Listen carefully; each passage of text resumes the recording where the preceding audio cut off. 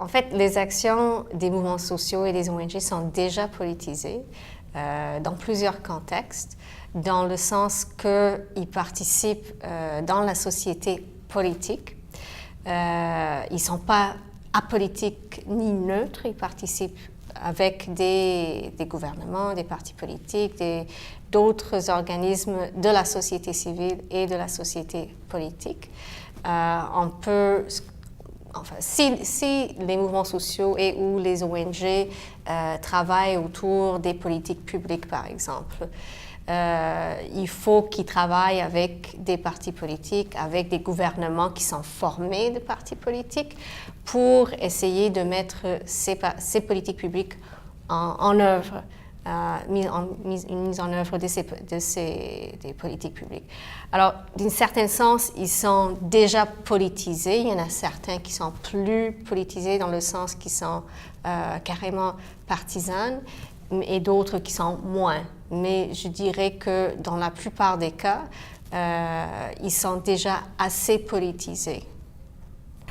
Si on parle des questions comme les politiques publiques contre la violence domestique, ou autour de toute la question de la reproductivité, de la santé maternelle, ce sont des questions qui sont déjà assez politisées. Alors même en suggérant, en élaborant, en contestant des politiques publiques, en soi-même, c'est déjà politisé. Ouais. Même chose pour des questions de réforme agraire ou réforme urbaine, parce qu'il y a plusieurs partis qui ont des intérêts différents. Qui, de leur part, vont se politiser aussi. Alors déjà, ce sont des questions déjà très politiques.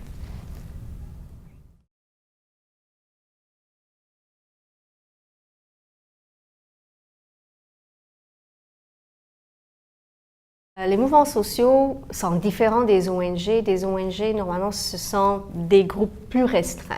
Alors l'apport des mouvements sociaux, c'est que ils représentent un public beaucoup plus divers qui normalement n'a pas de voix ni de place dans la société politique, dans les espaces publics.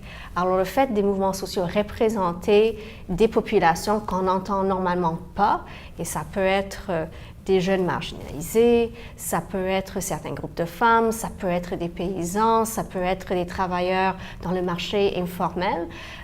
Déjà, ça donne une plus grande diversité. Au niveau international, c'est-à-dire ce sont des voix qu'on n'entend pas normalement, ce sont des intérêts qu'on n'entend pas normalement, ce sont des publics qui connaissent leur réalité. Par contre, d'autres, des gens qui travaillent dans les ONG, même ils s'intéressent à des différents publics, ils ne connaissent pas ces réalités aussi profondément que ceux qui le vivent quotidiennement. Alors ça représente une certaine authenticité aussi avec la diversité.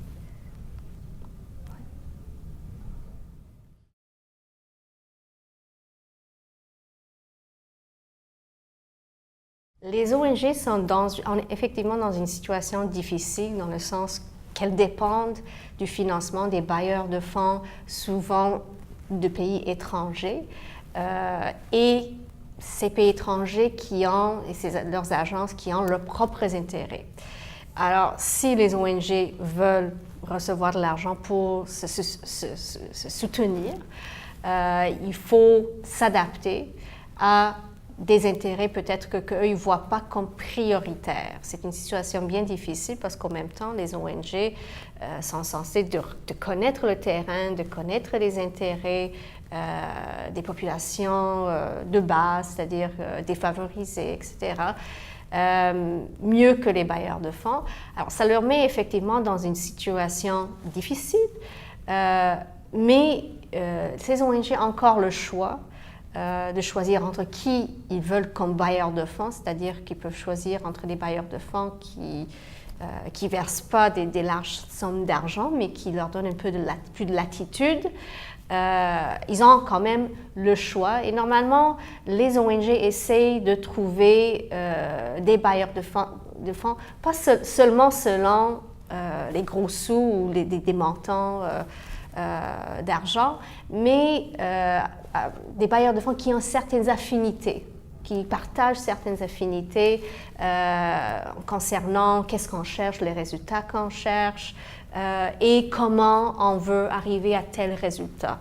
Alors, ils ont encore la marge de manœuvre, ce n'est pas toujours facile parce qu'on sait que souvent des bailleurs de fonds nationaux, ils vont aller vers même certains pays ou certaines régions du monde. On ne parle même pas vers certaines ONG, mais certaines régions du monde, qui fait que ça peut exclure des régions entières, surtout si on parle des pays qui ont un revenu moyen, considéré un revenu moyen, où encore on trouve beaucoup de pauvreté, mais moins que d'autres pays. Et ces pays peuvent être exclus avec leurs ONG. Alors c'est sûr, ça réduit un peu le choix pour ces ONG-là, mais il y en a d'autres choix aussi. Souvent, pour la majorité des ONG, ce qu'ils reçoivent, 70%, ça va dans le personnel, c'est-à-dire pour payer les salaires. On peut décider de recevoir moins, on peut décider de faire du travail bénévole, surtout si on parle de professionnels, si on parle d'agronomes ou d'architectes ou d'avocats, de faire du travail pro bono. Alors, ce sont des choix aussi qu'on peut faire en tant qu'ONG.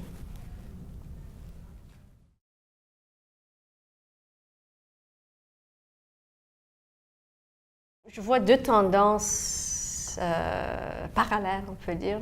Une tendance d'abord très conservatrice qui vient d'une nouvelle génération de bailleurs de fonds comme des pays comme le Canada, où on va chercher un public très jeune aussi, mais pour des projets très classiques, très conservateurs, genre on va construire une école, on va construire des latrines, on va construire des puits. Qui sont des projets très classiques. Alors, il y a cette tendance-là. L'autre tendance, c'est, je dirais, une tendance de solidarité internationale où on trouve des mouvements sociaux, souvent des jeunes du Nord, comme le mouvement étudiant. Il y a le mouvement étudiant au printemps arabe qui va construire, tisser des liens avec d'autres mouvements étudiants ailleurs dans le monde, genre à Chili ou ailleurs. Et ça va être des liens, des réseaux, pas construits à la base de fonds, mais à la base de solidarité, dans le sens qu'on est tous ensemble. On a tous à perdre ou à gagner ensemble. Alors ça, c'est une autre tendance alternative, plus à gauche qu'on voit.